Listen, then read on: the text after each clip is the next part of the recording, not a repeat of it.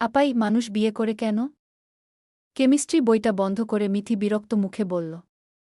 পড়াশোনার নাম প্যারা থেকে বাঁচার জন্য মিহি ভাবুক হয়ে বলল। তার মানে আপাই বিয়ে করলে আর পড়াশোনা করতে হবে না? না রে পাগলা। না।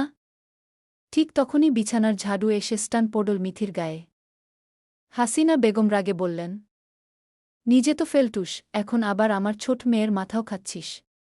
আজকে ধরতে পারলে জুতা আর তোর গাল এক করে ফেলব। মিথি মুখ ফুলিয়ে সোফায় গিয়ে বসল। বিটবিট করে বলল, কিছু বললেই খালি মারে গি। তার মরহুম নানা জান মনে হয় ছিলেন শেফ হেজেনের বড় ভক্ত। তাই নানা ইচ্ছায় তার আম্মার নাম রাখা হয়েছিল হাসিনা বেগম। মিথি মাঝে মাঝে আফসোস করে ভাবে, হাসিনা তো দেশ ছাড়ল, কিন্তু আমার আম্মারে নিতে ভুলে গেল কেন? ঠিক তখনই আমজাদ সাহেব প্রবেশ করলেন হাতে দই আর রসমালাই নিয়ে, ইফতারের জন্য দুই মেয়ের প্রিয় খাবার। মাগরিবের আজান পড়তে আর কয়েক মুহূর্ত বাকি। মিথি মাথায় সুন্দর করে ওড়না দিয়ে সবার সামনে বসে বিটবিট করতে লাগল। হাসিনা বেগম অবাক। আজকে না বলতেই উবু করে এসে বসেছে। আমজাদ সাহেব মেয়ের দিকে তাকিয়ে বললেন, আম্মা, এভাবে কি বিটবিট করছ? মিথি লাজুক হেসে বলল, আম্মা, মাইজানার ওয়াশম্যান আশহারে হুজুরের ওয়াজে শুনেছি, ইফতারের আগে দোয়া করলে আল্লাহ কবুল করেন। তাই দোয়া করছি গ। খুশি হয়ে আমজাদ সাহেব বললেন, কি দোয়া করলে আম্মা? মিথি আবার লাজুক হেসে বলল, হে আল্লাহ, তুমি দুনিয়ার সবাইরে দেখো, খালি আমারে দেখো না। আল্লাহ, তুমি এ গরিব এর দিকে তাকাও। আম্মা আব্বাও দেখে না যে আমার বিয়ের সময় চলে যাচ্ছে। আল্লাহ, তাদের দৃষ্টিশক্তি ফিরিয়ে দাও, যেন দ্রুত আমার বিয়ে দেয়া। আমিন ঘু। আমজাদ সাহেব আর হাসিনা বেগমের চোয়াল ঝুলে গেল। হাসিনা বেগম কড়া গলায় বললেন, আমাদের সময় বিয়ের কথা শুনলেই লজ্জায় মুখ থাকতাম। আর তুই বাপমায়ের সামনে ধেই ধেই করে বিয়ের কথা বলছিস? নির্লজ্জ মেয়ে। মিথি রুষ্ট কণ্ঠে বলল, আম্মা, তোমাদের সময় মেয়েদের বিয়ে হতো 14-15 বছরে। সে হিসেবে আমার তো 15 শেষ, 16 চলতেছে। তুমি কি বুঝবা গরিবের কষ্ট? স্বামী স্ত্রীর বুঝতে আর বাকি রইল না। তাদের মেয়ে যে কোনো লেভেলের পড়া চোর। হাসিনা বেগম আর কিছু বলতে যাবেন, ঠিক তখনই মাগরিবের আজান পড়ে গেল। ইফতারের পর আমাকে আমার মতো থাকতে দাও। আমি নিজেকে নিজে বুঝিয়ে ফেলেছি। যেটা পড়ব না। সেটা না পড়াই থাক। সব পড়লে নষ্ট জীবন। বাজলজি বইটা বন্ধ করে ফোন টিপতে লাগল মিথি। ঠিক তখনই পাশের রুম থেকে ভেসে এলো আরেকটা সুর। আমাকে আর আমার ঝাড়ুকে একা চুপ থাকতে দে। আমি নিজেকে নিজে বুঝিয়ে ফেলেছি। যেটা খাওয়াবো না করে ও তোকে। না খাওয়ালেও নষ্ট তোর জীবন। না। না না। না। মিথি ভয়ে চমকে উঠল। জুতা নিক্ষেপের আগেই দ্রুত বই খুলে বসে পড়ল। মুখ তুলে বলল, আল্লাহ, তোমার দুনিয়ায় এই বাচ্চা মেয়ের উপর কত অত্যাচার করে। তুমি সব দেখো। কয়েকদিন পর মিথির এসএসসি মডেল টেস্ট পরীক্ষা। তার আগে শুরু হয়েছে স্পেশাল কোচিং। পিছন থেকে কাঁধে চাপড় দিয়ে বলল, কিরে পেচি, মুখ এমন করে রাখছিস কেন? জোনাকি আর মিথি ছোটবেলার বান্ধবী। জোনাকি মুখ কালো করে বলল, আমার আম্মা কইছে এবার এসএসসিতে ফেইল করলে রিকশাওয়ালার সাথে বিয়ে দিব। তাই ভয়ে ভয়ে পড়াশোনা শুরু করতেছি, কিন্তু ব্যাল কিছুই মাথায় ঢুকে না। মিথি হঠাৎ খুশিতে আত্মহারা হয়ে দুই গালে চুমু খেল জোনাকিকে। আহা বান্ধবী, কি প্ল্যান দিলি? এবার আমি ফেইল করমু, আর আম্মা আমার বিয়ে দিবে। জোনাকি হতবাক। তুই মানুষ না কেস স্টাডি। ঠিক তখনই ক্লাসে ঢুকলেন কাব্য শেখ, কলেজের কেমিস্ট্রি টিচার। আজ একজন স্যার না থাকায় স্কুলে ক্লাস নিতে এসেছেন। শ্যামবর্ণ মুখ, চোখে চশমা, চাপ দাড়ি, হাতে কেমিস্ট্রি বই, একদম সিরিয়াস লুক। জোনাকি দাঁড়িয়ে গেল। কিন্তু মিথি তখনও বকবক করছে। জোনাকি ইশারায় বলছে, চুপ। কিন্তু মিথির মুখ থামার নাম নেই। হঠাৎ পেছন থেকে ডাস্টার ঠাস করে একটা বাড়ি পড়ল। আহ! কোন যাওডা রে! কথা শেষ করার আগেই সামনে তাকিয়ে জমে গেল মিথি। কাব্য শেখ দাঁড়িয়ে। মিথি জিভে কামড় দিল। আস্তাগফিরুল্লাহ। মনে মনে, আল্লাহ, এই যাত্রায় বাঁচাও। জীবনে আর বকবক করমু না। অন্তত আজকে না। কাব্য ঠান্ডা গলায় বললেন। ক্লাসে এত এনার্জি যদি পড়ায় দিতেন তাহলে হয়তো বোর্ডে নাম উঠত। মিথি মনে মনে বলল। নাম তো উঠবেই স্যার। তবে কনের তালিকায়। মিথিকে বিড়বিড়িয়ে হাসতে দেখে কাব্য চোয়াল শক্ত করে বললেন। এই মেয়ে বলো তো ৩০টা মৌলের নাম। মিথি ভদ্র মেয়ে সাজার চেষ্টা করে মুখে হাত দিয়ে বলল। স্যার, আমি মিথি রহমান। কাব্যের ভ্রু কুঁচকে গেল। তুমি কি পর্যায় সারণীর মৌল? তোমার পরিচয় চেয়েছে কে? ক্লাসের ভেতর চাপা হাসি। মিথি মুখ বেঁকিয়ে শুরু করল। হাই, হিমা, লিথি, বেরি, বোকা, কেউ নাই। শিরাপ। কাব্যের বজ্রকণ্ঠে পুরো ক্লাস চমকে উঠল। ১ সেকেন্ড নীরবতা। তারপর পুরো ক্লাস হো হো করে হেসে উঠল। মিথি ঠোঁট ফুলিয়ে দাঁড়িয়ে রইল। কাব্য ঠান্ডা গলায় বললেন। যেহেতু তুমি মৌলের নতুন সংস্করণ আবিষ্কার করছ, তাই আজ পুরো ক্লাসটা দাঁড়িয়ে থেকেই করবে। মিথি মনে মনে। আল্লাহ, আমি তো শুধু একটু শর্টকাট মারতে চেয়েছিলাম। জোনাকি ফিসফিস করে বলল। তোর বিয়ের প্ল্যান এখনো আছে? মিথি আবার মনে মনে। ইয়া আল্লাহ, এই স্যার তো পুরো সালফিউরিক অ্যাসিড। কাব্য বোর্ডে লিখতে লাগল। আর মিথি দাঁড়িয়ে বলতে লাগল। জোনাকি কে? তালগাছ এক পায়ে দাঁড়িয়ে। সব গাছ ছাড়িয়ে। উকি মারে আকাশে গি। এবার কাব্য হাতের কলম ছুড়ে মেরে। ক্লাস থেকে বের হও। বাবা, আমার কি বিয়ে হবে না? বাবা, আমার কি বিয়ে হবে না? দাঁড়িয়ে থেকেও বিয়ের স্বপ্ন দেখা। এটা শুধু মিথি রহমানের পক্ষেই সম্ভব। এমন নয় যে মিথি পড়াশোনায় খারাপ। সমস্যা শুধু একটাই, আলসেমি। আজকে না কালকে, কালকে না পরশু। এভাবে করতে করতে পড়াগুলো সব ইগনোর লিস্টে চলে যায়। মা বাবার জোরাজুরিতে সায়েন্স নিয়েছে ঠিকই। তবে সায়েন্স বানানটা ঠিকমতো জানে কি না, সেটা নিয়ে মিথির সাথে সাথে আমারও সন্দেহ আছে। প্রায় ৩০ মিনিট ক্লাসে দাঁড়িয়ে থাকার পর টিফিন টাইম হল। টিফিন টাইম মানেই জাতির নারীদের প্রিয় খাবার ফুচকা আর বেলপুরি। ফুচকা শেষ করে হাতে বেলপুরি নিয়ে সিঁড়ি বেয়ে উপরে উঠছিল মিথি। হঠাৎ করেই ধাক্কা খেল। ধাক্কায় মিথির সাধের বেলপুরি মাটিতে পড়ে শহীদ হয়ে গেল। আর মিথিও ধপাস করে মাটিতে বসে পড়ল। রাগে গজগজ করতে করতে বলল। কোনো বলদের ছাওয়াল রে? চোখের মাথা খাইলে ভিটামিন এ ক্যাপসুল খা। বাচ্চা খাইলে না খাইলে যা হ, আর কি? এমনিতেই রেগেছিল কাব্য স্যার। তার উপর মিথির অদ্ভুত কথা। কাব্য ধমকে উঠল। বেয়াদব মেয়ে। মেনার্স নেই? মিথি সামনে তাকিয়ে দেখে। স্যার। মুখ শুকিয়ে গেল। স্যার। সরি। কাব্য রেগে গিয়ে বলল। কানে ধরে ২০ বার উঠবোস করো। মিথি করুণ চোখে তাকিয়ে বলল। স্যার, এই যাত্রায় মাফ করলে হয় না? সবাই তাকিয়ে আছে। আল্লাহ ক্ষমাশীল ব্যক্তিকে ভালোবাসেন গি। কাব্য আরও রেগে গেল। আমাকে যখন উল্টাপাল্টা কথা বলেছ তখনও তো সবাই তাকিয়েছিল। নাটক কম করে কানে ধরে উঠবোস করো। মিথি আবার বলল। Sir please. প্লিজ। কাব্য বলল। ঠিক আছে, তাহলে ২৫ বার। মিথি আবার করুণ চোখে। Sir please. কাব্য এবার শক্ত গলায় বলল। ৩০ বার। মিথি বুঝে গেল, আর লাভ নেই। কানে ধরে উঠবোস করতে করতে এমন হাঁপাচ্ছে যেন হাঁপানি রোগী। আর মনে মনে গালি দিচ্ছে। বজ্জাত এনাকোন্ডার ছাওয়াল। তোর জীবনে কোনোদিন ভালো হবে না। তোর বউ দেখিস উঠতে বসতে তোকে কেলাবে। শয়তান স্যার। সেদিনের পর থেকে মিথি আর স্কুলের মুখই দেখেনি। কেউ ভাবতে পারে লজ্জায় যায়নি। কিন্তু না।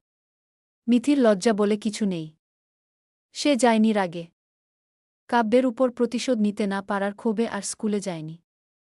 এমনকি অ্যাডমিট কার্ড নিতেও আসেনি। হাসিনা বেগমের মারধরও এই যাত্রায় কোনো কাজে আসেনি। মিথি এক কথায় ঘোষণা দিয়েছে। ওই এনাকোন্ডা স্যারের স্কুলে আমি আর পা রাখব না। কয়েকদিন পর এসএসসি রেজাল্ট বের হতে আর কয়েক ঘণ্টা বাকি। দুপুর ২টায় শিক্ষামন্ত্রী শিক্ষামন্ত্রী লাইভে এসে ফলাফল প্রকাশ করবেন। টেনশনে গোল্ডেন 4 গ্রুপের অবস্থা খারাপ। কিন্তু মিথি? সে একেবারে চিল। সকাল 10টায় দেখা গেল মিথি কিছু অসহায় মানুষকে খাবার দিচ্ছে আর বাচ্চাদের হাতে চকলেট তুলে দিচ্ছে। মূলত মিথি সবার থেকে দোয়া নিচ্ছে। ওই সময় রাস্তা দিয়ে যাচ্ছিল ইব্রাহিম। মিথিকে দেখে অবাক হয়ে বলল, সারা বছর পড়াশোনা করলে আজকে এভাবে মানুষের কাছে দোয়া নিতে হতো না গি? মিথি মুখটা ছোট করে বলল, দোস্ত, একটু নিচু হয়ে আমার কাছে আয় তো। ইব্রাহিম কাছে যেতেই ঝট করে চুল ধরে টান। জওরার নাতি, আমি পাশ করার জন্য দোয়া নিচ্ছি নাকি? ফেইল করলে যেন আম্মা তাড়াতাড়ি বিয়ে দিয়ে দেয়া, তার জন্য দোয়া নিচ্ছি। ইব্রাহিম হতবাক। এমন ফাঁকিবাজ মানুষও হয় নাকি?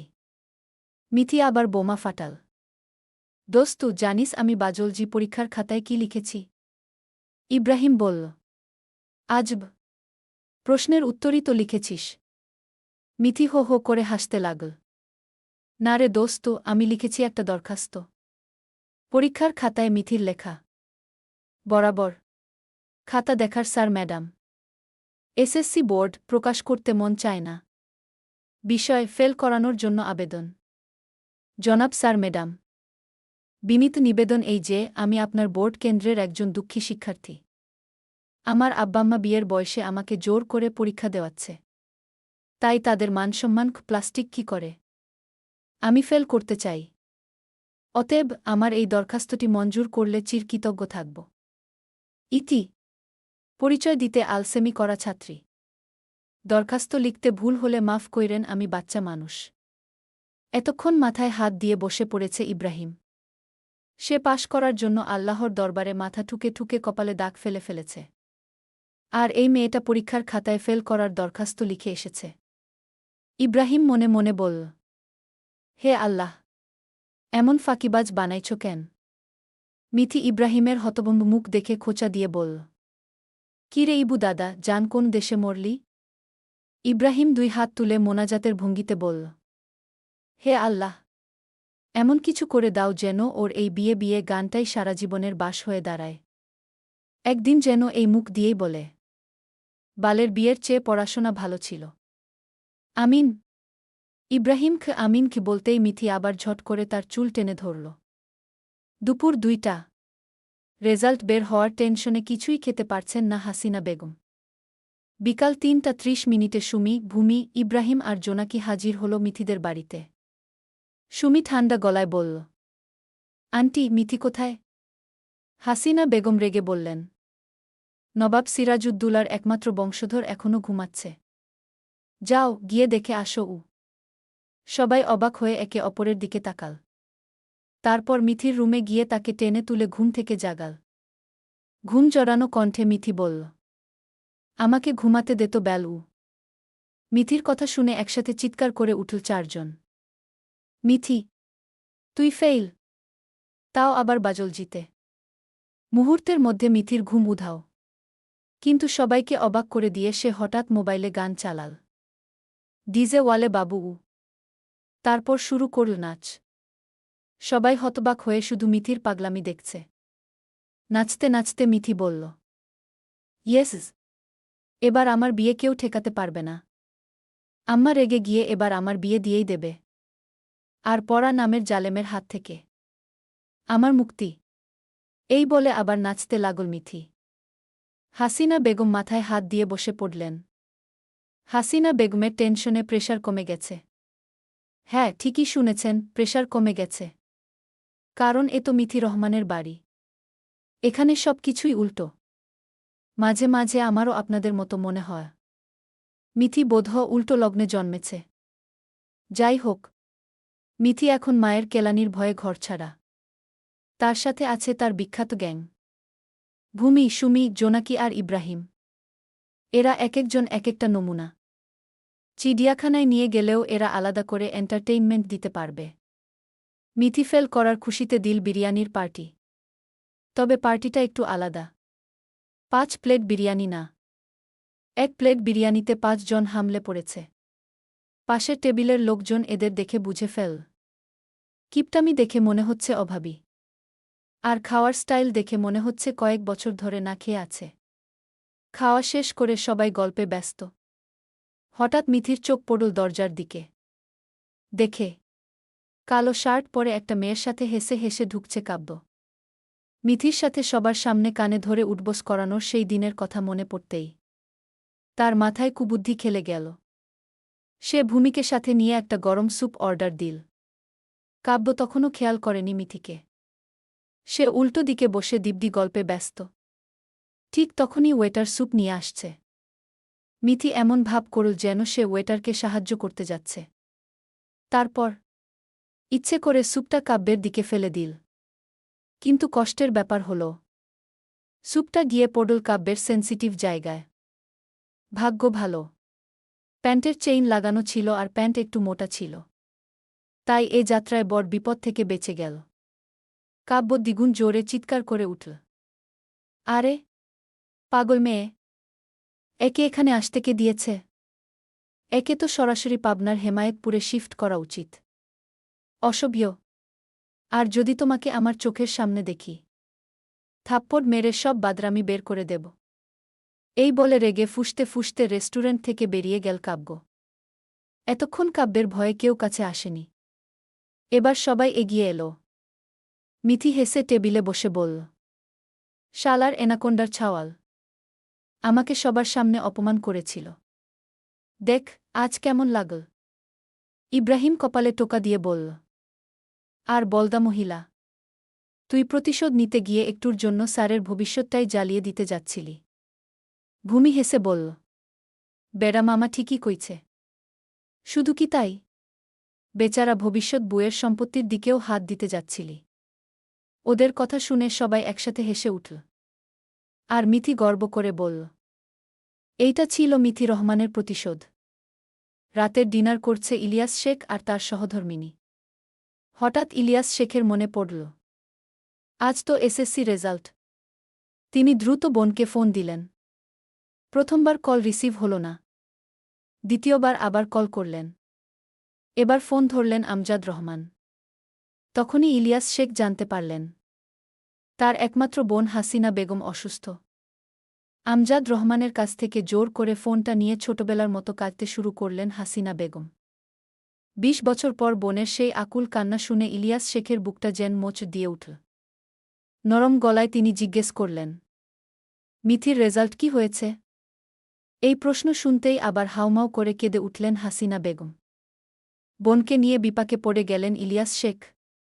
কিছুক্ষণ পরে হাসিনা বেগম চোখের পানি মুছে বললেন, ভাইজান, মা বাবা মৃত্যুর আগে আমাকে ডাক্তার হিসেবে দেখতে চেয়েছিলেন।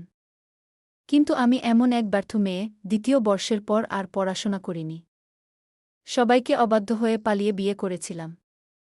আল্লাহর কাছে নিয়ত করেছিলাম। বিয়ের ৪ বছর পর যখন মিথি আমার গর্ভে এলো তখন ভাবলাম, মিথি আমার মেয়ে না, আমার মা। ভাবলাম ওকে দিয়ে আমার আর আমার মায়ের স্বপ্ন পূরণ করব। কিন্তু কি হলো? আমার ব্যর্থতার তালিকায় এবার আমার মেয়েও যোগ হল। মিথি এসএসসিতে ফেইল করেছে। কথাটা বলতে বলতে আবার কান্নায় ভেঙে পড়লেন হাসিনা বেগম। তিনি আবার বললেন, এমন নয় যে ও খারাপ স্টুডেন্ট। সব সাবজেক্টে আড পেয়েছে, কিন্তু বাজলজিতে ফেল করেছে। ভাইজান, আমি কি করব এখন? ইলিয়াস শেখ চুপচাপ শুনছিলেন। হাসিনা বেগম আবার বললেন, মিথি শুধু বিয়ে করতে চায়। পড়াশোনার হাত থেকে বাঁচার জন্যই ও ইচ্ছে করে ফেল করেছে, আমি জানি। বোনের কথা শুনে কিছুক্ষণ চুপ থেকে ইলিয়াস শেখ বললেন, তাহলে আমার কাছে একটা ভালো পাত্র আছে। যদি সত্যিই মেয়ের বিয়ে দিতে চাও? হাসিনা বেগম অবাক হয়ে বললেন, হ্যাঁ ভাইজান, এবার আমি মিথির মনের আশা পূরণ করব। বলুন, কে সে পাত্র? ইলিয়াস শেখ শান্ত গলায় বললেন, আমার বড় ছেলে। কি বরিয়াগু! কথাটা শুনে হতভম্ব হয়ে গেলেন হাসিনা বেগম আর তার ভাবি খালেদা বেগম। দুজনেই যেন কিছুক্ষণ কথাই বলতে পারলেন না। বোনকে চুপ থাকতে দেখে ইলিয়াস শেখ আবার বললেন, আমাদের মা চেয়েছিলেন তুমি ডাক্তার হও। আমি সেই আশা পূরণ করতে পারিনি, ফুল। কিন্তু আমার ফুলের আশা আমি অবশ্যই পূরণ করব। আর মিথির জন্য কিবরিয়ার থেকে ভালো ছেলে তুমি পাবে না। এতে আমাদের সম্পর্ক আরও মজবুত থাকবে। কি বলো ফুল? ফোনের ওপাশে তখনও নীরব হয়ে বসে আছেন হাসিনা বেগম। ইলিয়াস শেখ আবার বললেন, কবে আসব তোমাদের বাড়ি, আমার ফুলের বাড়ি? আমি আমার মিথি মাকে দেখতে চাই। হাসিনা বেগম কাঁদতে কাঁদতে বললেন, ভাইজান, আমার কোনো আপত্তি নেই। কিন্তু কিবরিয়া কি মানবে একটা এসএসসি ফেল মেয়েকে বিয়ে করতে? আর ভাবিরও তো মতামত আছে কি? ইলিয়াস শেখ শান্ত গলায় বললেন, তা নিয়ে তুমি একদম ভাবো না। সব দায়িত্ব আমার। কিছুক্ষণ চুপ থেকে আবার বললেন, আমি কালই তোমাদের বাড়ি আসছি গু। ফোনটা কেটে দিলেন তিনি। পাশেই বসেছিলেন খালেদা বেগম। তিনি যেন হতভম্ব হয়ে গেলেন। এত দ্রুত সব কিছু। সব যেন তার মাথার উপর দিয়ে ঝড়ের মতো বয়ে যাচ্ছে। ফোন রাখা মাত্রই খালেদা বেগম স্বামীর কাছে গিয়ে বললেন, আপনি কি পাগল হয়ে গেলেন? আমার এমন সোনার টুকরা ছেলের সাথে শেষে কিনা একটা এসএসসি ফেল মেয়ের বিয়ে দেবেন? লোকজন কি বলবে? মেয়রের ছেলে আর তার বউ এসএসসি ফেল। আর আপনি একবারও কিবরিয়ার মতামত নেওয়ার প্রয়োজন মনে করলেন না? স্ত্রীর কথা শুনে ইলিয়াস শেখের মুখটা গম্ভীর হয়ে গেল। ধীর কিন্তু কঠিন গলায় তিনি বললেন, আমার বোনের চোখের পানির কাছে তোমাদের কারোর মতামত আমার কাছে এতটা গুরুত্বপূর্ণ মনে হয়নি গি। এই কথা শুনে খালেদা বেগম রেগে গিয়ে হনহনিয়ে ছেলের ঘরের দিকে চলে গেলেন। তার মনে এখন একটাই প্রশ্ন, কিবরিয়া কি এই বিয়ে মেনে নেবে? আর ঘরের ভেতর বসে থাকা ইলিয়াস শেখ জানেন, এই সিদ্ধান্ত হয়তো তাদের পরিবারের জীবনটাই বদলে দিতে চলেছে। কিবরিয়া তখন টাওয়ার আর টি-শার্ট পরে হাতে একটি বই নিয়ে পড়ছিল। চোখে কালো ফ্রেমের চশমা, এতেই যেন তার ব্যক্তিত্ব আর সৌন্দর্য আরও ফুটে উঠেছে। ঠিক তখনই খালেদা বেগম ছেলের ঘরে ঢুকলেন। তিনি কাঁদতে কাঁদতে বললেন, আব্বা, তোমার বাবা তোমার বিয়ে ঠিক করেছে একটা এসএসসি ফেল মেয়ের সাথে। তুমি কি রাজি আব্বা? কিবরিয়া বই থেকে চোখ না তুলে শান্ত গলায় বলল, আম্মু, এখন অনেক রাত হয়েছে। ঘুমানোর সময়, মজা করার সময় না। মজা করতে হলে সকালে করো। আমি এখন নভেল পড়ছি। খালেদা বেগম আরও কিছু বলতে যাচ্ছিলেন। ঠিক তখনই দরজার সামনে এসে দাঁড়ালেন ইলিয়াস শেখ। গম্ভীর গলায় তিনি বললেন, এটা কোনো মজা না কিবরিয়া। আমি তোমার ফুপাতো বোনের সাথে তোমার বিয়ে ঠিক করেছি। সব কিছু এখন শুধু সময়ের অপেক্ষা গু। কিবরিয়া এবার বইটা বন্ধ করে বাবার দিকে তাকাল। শান্ত কিন্তু বিরক্ত গলায় বলল, বাবা, আমি মজা করার মুডে নেই। তোমরা এখন যাও। ইলিয়াস শেখ এবার একটু জোর গলায় বললেন, কাল আমি মেয়ে দেখতে যাব। তুমিও যাবে গু। এবার সত্যিই অবাক হয়ে বাবার দিকে তাকিয়ে রইল কিবরিয়া। সে বলল, আর ইউ কিডিং মি? একটা এসএসসি ফেল মেয়েকে আমাকে বিয়ে করতে বলছেন? তাহলে আমি এতদিন বাইরে থেকে এত পড়াশোনা করে কি লাভ হলো? আর এসএসসিতে পড়া মেয়ের বয়সই বা কত? একটা বাচ্চাকে বিয়ে করে আমাকে জেলে ঢোকানোর থেকে আমাকে গাঁজা দিয়ে জেলে ঢুকিয়ে দিন, তাও বেশি সম্মানের হবে। ছেলের কথা শুনেও ইলিয়াস শেখ শান্ত থাকলেন। ধীরে কিন্তু শক্ত গলায় বললেন, যদি আমাকে সামান্যও ভালোবাসো, তুমি আর তোমার মা, তাহলে আমার বোনের সামনে আমার কথার মান রাখবে। আর যদি না পারো, তাহলে এই বয়সে আমাকে গৃহত্যাগী হতে হবে গি। তারপর তিনি তাকিয়ে বললেন, এবার সিদ্ধান্ত তোমাদের গু। ঘরটা হঠাৎ করেই নিস্তব্ধ হয়ে গেল। কিবরিয়া আর খালেদা বেগম দুজনেই চুপ করে দাঁড়িয়ে রইল। কারণ তারা বুঝতে পারছে, ইলিয়াস শেখ এই সিদ্ধান্ত থেকে পিছিয়ে আসবেন না। জুতার বরণ, ঝাঁটার বাড়ি সব একত্রে সাজিয়ে রেখেছে ভেবে মিথি আর বাড়ি ফেরেনি। রাতে সে ভূমির বাসায় থেকে গেছে। গোল্ডেন ফাইভের সবাই পাশ করেছে, ব্যতিক্রম শুধু মিথি রহমান। সকালে নাস্তা করে মিথি নিজের বাড়ির উদ্দেশ্যে রওনা দিল। বাড়ির গেটের সামনে এসে বুকে থুতু দিয়ে আয়াতুল কুরসি পড়ে ফু দিল। তারপর পা টিপে টিপে বাড়িতে ঢুকতেই সামনেই মা। মিথি ঢোক গিলল। আমতা আমতা করে কিছু বলবে তার আগেই হাসিনা বেগম বললেন, আম্মা, সারারাত কোথায় ছিলেন? আপনার চিন্তায় আমি একটুও খেতে পারিনি। মায়ের কথা শুনে মিথির মাথা ঘুরে গেল। সে ভেবেছিল জুতার বর্ষণ হবে। কিন্তু এখানে তো উল্টো গুড়ের ভাণ্ডার। মিথি মায়ের কপালে হাত দিয়ে বলল, না, জ্বর তো আসে নাই। তাহলে এত উল্টাপাল্টা কথা বলছ কেন, আম্মা? মিথির কথায় রাগটা আড়াল করে হাসিনা বেগম মেয়ের মাথায় হাত বুলিয়ে বললেন, আম্মা, আজ খুব সুন্দর করে তৈরি হয়ে নিন। আজ আপনাকে পাত্রপক্ষ দেখতে আসবে। পাত্র হল আপনার মামাতো ভাই কিবরিয়াগ। মিথি যেন পাথরের মূর্তি হয়ে গেল। হাসিনা বেগম তাকে রুমে যেতে বলে রান্নাঘরের দিকে চলে গেলেন। মিথি মূর্তির মতো নিজের রুমে ঢুকল। তারপর বুকের ওড়না মাথায় পেঁচিয়ে সাউন্ড বক্স চালাল। চালল গান, লুঙ্গি ড্যান্স, লুঙ্গি ড্যান্স। মিথি উড়াধুরা নাচতে লাগল। নাচতে নাচতে হাঁপিয়ে গিয়ে হঠাৎ খুশির চোটে একটা শোপিস ভেঙে ফেল। জিভ কামড় দিয়ে দ্রুত সেটা লুকিয়ে ফেল। তারপর নিজেই বলল, আল্লাহ, আমার বিশ্বাসই হচ্ছে না। আমি বুসাজব, সংসার করব, পড়াশোনা থেকে মুক্তি। উফ, কি সুখ! আল্লাহ, আমি তো সুখের সাগরে ভেসে যাচ্ছি। হঠাৎ মনে পড়ল, না, এখনই আমার এই সুখের খবর গোল্ডেন ফোরকে দিতে হবে। ফোন হাতে নিয়ে আবার থেমে গেল। না না, এত খুশির খবর ফোনে দিলে শান্তি পাব না। মিথি দরজা খুলে বের হতে যাবে। ঠিক তখনই মা চিৎকার করে বললেন, রুম থেকে এক পা যদি বাইরে পড়ে, আজ তোমার পায়ের নেহারি মেহমানদের খাওয়াব। ভয়ে মিথি আবার রুমে ঢুকে বলল, না, আমি যদি এই খবর কাউকে না বলতে পারি, তাহলে পেট ব্লাস্ট হয়ে মরব। অবশেষে বাধ্য হয়ে জানালার পাইপ বেয়ে নিচে নেমে পড়ল। কেরানীগঞ্জে বটবাড়িতে থাকে ভূমি। সুমি ও ভূমির কাছাকাছি থাকে। দূরে শুধু ইব্রাহিম, বাকিরা কাছেই। মিথি মুখে হাসি ঝুলিয়ে গুনগুন করতে করতে যাচ্ছিল ভূমির বাসার দিকে। হঠাৎ একটা বড় গাড়ি সামনে এসে দাঁড়াল। ড্রাইভার সিটে বসে আছে কাব্য। মিথিকে দেখে কাব্য একটু বিরক্ত হল, তবুও বলল, এই অ্যাড্রেসটা চেনো? ব্লক বি, রোড 10, আমজাদ রহমানের বাড়ি। মিথির বুক ধক করে উঠল। মনে মনে ভাবল, ইস, সেদিনের সুপ কাণ্ডটা কি আবার বলতে যাচ্ছে নাকি? মিথি মনে মনে কুবুদ্ধির বিকাশ ঘটিয়ে বলল, স্যার, সোজা গিয়ে ডানের গলি, তারপর বামের মোড়, তারপর আবার দুটো রাস্তা পার হয়ে পাশের ফুলের দোকানের দিকে যাবেন। সেখান থেকে আবার ডানে মোড় নিয়ে বাম দিকে গু। কাব্য মিথির কথার আগাগোড়া কিছুই বুঝল না। মিথি তখন হেসে বলল, স্যার, আমি গাড়িতে উঠে পড়ি। আমি আপনাকে লোকেশন দেখিয়ে দিচ্ছি গু।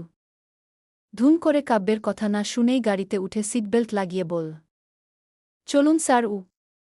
কাব্য কিছু না বলে শুধু মিথির ইনস্ট্রাকশন ফলো করতে লাগল। মিথি মনে মনে হাসতে হাসতে বলল, যাক, 10 টাকার স্টুডেন্ট ভাড়া বেঁচে গেল। আর এই রোদে বাসের জন্য দাঁড়িয়ে থাকলে যদি আমি কালো হয়ে যাই, তখন যদি আমার মামাতো ভাই আমাকে রিজেক্ট করে। কিছুক্ষণ পরে কাব্য বিরক্ত হয়ে বলল, আর কতক্ষণ লাগবে? মিথি তাড়াহুড়ো করে বলল, থামান থামান, চলে এসেছি। গাড়ি থামতেই কাব্যকে কিছু বলতে না দিয়ে মিথি হেসে বলল, সরি স্যার, সেদিন রেস্টুরেন্টে আপনি আমাকে অনেক কথা শুনিয়েছিলেন, তাই ছোট্ট একটা প্রতিশোধ নিলাম গ। কাব্য রেগে গিয়ে বলল, তোমার ফোনটা নিয়ে যাও। অথচ বোকা মিথি খেয়াল এল না, তার ফোনটা তার হাতেই। মিথি কাছে আসতেই ঠাস, কাব্যের এক দাবাং মার্কা থাপ্পড় গিয়ে পড়ল মিথির গালে।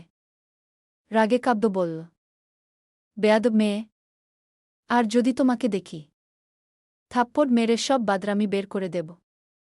কিন্তু কাব্য তখনও বুঝতে পারেনি সে আসলে কাকে যে কি বলছে। আর এদিকে কাব্যের থাপ্পড় খেয়ে মিথির কান সু সু করে বাজছে। মিথি মনে মনে বলল, আল্লাহ, আমি কি বড়া হয়ে গেলাম নাকি? আল্লাহ মাফ করো। আমি আর জীবনে মিথ্যা বলব না। আমি যদি বড়া হয়ে যাই, তাহলে যদি আমার বিয়েই না হয়। এই ভাবতেই মিথি ভে ভে করে কাইতে শুরু করল। কাব্য আবার আরেক গালে ঠাস করে একটা থাপ্পড় মেরে বলল, আর একবার যদি ভে ভে করে কাঁদো, তাহলে কিন্তু ভালো হবে না। মিথি সঙ্গে সঙ্গে চুপ হয়ে গেল। মনে মনে বলল, আল্লাহ মাবুদ, এটা হাত নাকি পাথর? কাব্য হনহনিয়ে গাড়ি নিয়ে চলে গেল। কাব্য চলে যেতেই মিথি নিজের হাতে ফোনটা দেখে আবার কাঁদতে কাঁদতে ভূমির বাসায় গিয়ে বসে পড়ল। ততক্ষণে সুমি আর জোনাকিও চলে এসেছে। মিথি এখনও কেঁদেই যাচ্ছে। মিথিকে কাঁদতে দেখে সবাই জিজ্ঞেস করল, কি হয়েছে? কাঁদছিস কেন? মিথি কাঁদতে কাঁদতে কাব্যের ব্যাপারে সব বলতেই সবাই হাসতে হাসতে লুটোপুটি খেতে লাগল। মিথি রেগে বলল, যা বালের বেডিরা, ভাবছিলাম তোমাদের একটা সুখবর দিব, এখন আর দিমু না। সবাই একসাথে চেপে ধরল। কি খবর? বল বল। মিথি লজ্জা পাওয়ার অভিনয় করে বলল, আজকে আমার মামাতো ভাই কিবরিয়া আমাকে দেখতে আসবে। বলেই লজ্জায় লাল নীল হয়ে গেল। মিথির কথা শুনে গোল্ডেন থ্রি একদম তাজ্জব বনে গেল।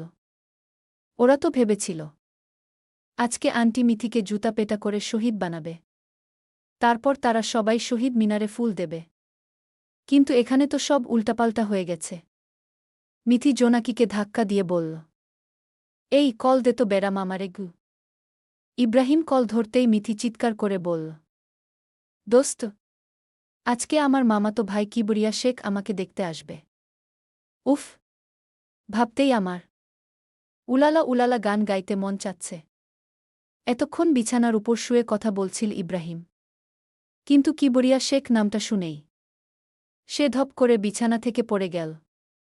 তারপর হাঁপাতে হাঁপাতে বলল, কোনো কিবরিয়া? বাপের নাম কি? মায়ের নাম কি? বল। মিথি একটু ভেবে বলল, বাবা ইলিয়াস শেখ, মা খালেদা শেখু। ইব্রাহিমের মাথা যেন ঘুরে গেল।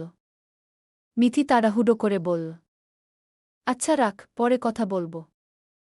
এই বলে ফোন কেটে দিল। ফোন কেটে যাওয়ার পরও ইব্রাহিম প্রায় 5 মিনিট ফোন হাতে ধরে বলতেই থাকল, মিথিরে, তুই শেষ। যে লোকের পাল্লায় পড়ছিস, আল্লাহ তোকে বেঁচে থাকার শক্তি দান করুক। আমিন। মিথি খুশিতে ফডিংয়ের মতো লাফাতে লাফাতে নিজের বাড়ির দিকে রওনা দিল। এদিকে বাড়িতে খালেদা বেগম রেগে বুম হয়ে বললেন, আমরা কয় ঘণ্টা ধরে বসে আছি, এখনও তোমার সেই ফেলটু রানীর মুখ দেখতে পারলাম না। ইলিয়াস শেখ বিরক্ত হয়ে বললেন, তোমার বাদর পুত্রের মুখও তো এখনও নজরে আসল না। বেগম খালেদা জিয়ার বংশধর। খালেদা বেগম রেগে বললেন, আসলেই তুমি আমার বিরোধী পক্ষ? ইলিয়াস শেখ মুচকি হেসে বললেন, তা ঠিক, কিন্তু এই বিরোধী পক্ষের 3 জন বংশধরকে তো আপনি নিজের গর্ভে আশ্রয় দিয়েছেন। স্বামীর সঙ্গে তর্কে কখনোই জিততে পারেন না খালেদা বেগম। এদিকে হাসিনা বেগমের টেনশন, মেয়ে এখনও বাড়ি ফেরেনি। ঠিক তখনই মিহি জানালার পাশে কাউকে দেখে ভয়ে চিৎকার করে উঠল, চোর, চোর। মিথি তাড়াতাড়ি মুখ চেপে ধরে বলল, এই টিকটিকির বাচ্চা, আমি তোর আপাই। মিহি হাফ ছেড়ে বলল, তুমি কোথায় ছিলে? ঠিক তখনই কলিং বেল বেজে উঠল। দরজার সামনে দাঁড়িয়ে আছে কিবরিয়া শেখ। মিথি বাড়িতে ফিরেছে এই খবর পেয়ে অবশেষে একটু স্বস্তির নিঃশ্বাস ফেললেন হাসিনা বেগম। গোলাপি রঙের জামদানি শাড়ি জড়িয়ে হালকা কৃত্রিম সাজে মিথিকে নিয়ে এলেন হাসিনা বেগম। চুলগুলো সুন্দর করে খোপা করা, শ্যামলা শরীরে সেই সাজেই যেন আলাদা এক সৌন্দর্য ফুটে উঠেছে। বড় বড় টানা চোখ, জোড়া ভ্রু, দেখলে সত্যিই বলতে ইচ্ছে করে মাশাল্লাহ। মাথায় বড় করে ঘোমটা টেনে এনে তাকে বসিয়ে দেওয়া হলো সবার সামনে। মাথা নিচু করে চুপচাপ বসে আছে মিথি। ইলিয়াস শেখ হাসিনা বেগমের দিকে তাকিয়ে বললেন, ফুল, আমার মাটার মুখটা দেখি। ঘোমটাটা তো লঘু। হাসিনা বেগম আস্তে করে ঘোমটা তুলে দিলেন। ঘোমটা উঠতেই কিবরিয়া একটু ঢোক গিল। আর কিবরিয়া বাদে ঘরে উপস্থিত সবাই একসাথে বলল, মাশাআল্লাহ। ইলিয়াস শেখ হাসতে হাসতে বললেন, কিরে কিবরিয়া, আমার মাটাকে ভালো লাগছে? কিবরিয়া কিছু না বলে চুপ করে বসে রইল। ইলিয়াস শেখ আবার বললেন, মামনি, আমার ছেলের দিকে একটু তাকাও তো গু। মিথি ধীরে ধীরে মাথা তুলে সামনে তাকাল। তারপর চোখ কচলাতে কচলাতে আবার তাকাল। মুহূর্তের মধ্যে তার মুখের রং বদলে গেল। মনে মনে বলল, থাপ্পড়ের প্রভাবে কি আমার চোখ নষ্ট হয়ে গেছে নাকি? আমার মামাতো ভাইয়ের জায়গায় এই এনাকোন্ডার ছাওয়ালকে দেখতাছি কেন? মিথি এক দৃষ্টিতে তাকিয়ে আছে দেখে হাসিনা বেগম ধাক্কা দিয়ে বললেন, কি রে, এমন ভেবলার মতো তাকিয়ে আছিস কেন? মিথি তোতলাতে তোতলাতে বলল, আম্মু, আমার মামাতো পাত্র কই? এখানে তো কাব্য স্যার বসে আছে। হাসিনা বেগম হেসে বললেন, ওই তো, ওই তোর পাত্র উ। মুহূর্তের মধ্যে মিথির চোখ বড় হয়ে গেল। তারপর জোরে চিৎকার করে উঠল, কিক! চিৎকার শুনে ঘরে থাকা সবাই দাঁড়িয়ে গেল। মিথি মাথা চুলকাতে চুলকাতে বিড়বিড় করে বলতে লাগল, আমার স্যার, না আমার পাত্র, না আমার মামাতো ভাই। মাথাটা ঘুরে উঠল তার। তারপর থপ, সোফার উপরেই অজ্ঞান হয়ে পড়ে গেল মিথি। ঘরের সবাই অবাক হয়ে গোল হয়ে দাঁড়িয়ে রইল মিথির চারপাশে। আর কাব্য দাঁড়িয়ে আছে গম্ভীর মুখে। কারণ সে জানে, এখন শুরু হবে আসল ঝামেলা। গল্পের নাম মাস্টার স্বামী বনাম ফাঁকিবাজ বু। ওয়েটার বিয়াইশা চৌধুরী। পার্ট 1।